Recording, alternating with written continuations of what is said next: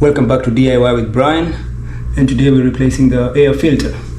So make sure you have your AC unit turned off and then take out your filter.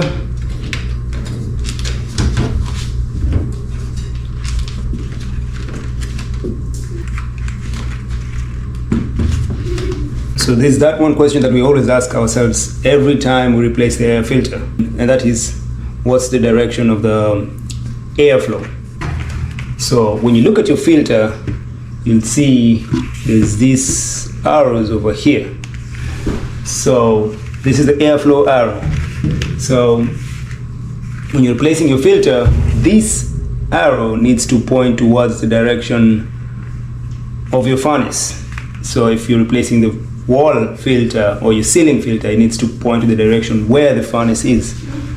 So in this case, we'll be pointing that way. So that's what we do. Just put it in.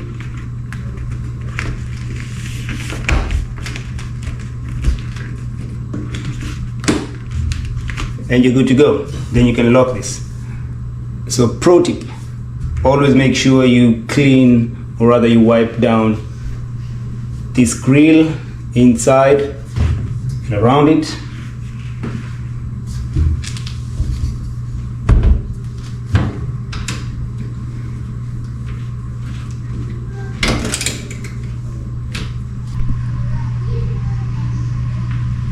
In the description, I'll share the link of the video where I cleaned the grills.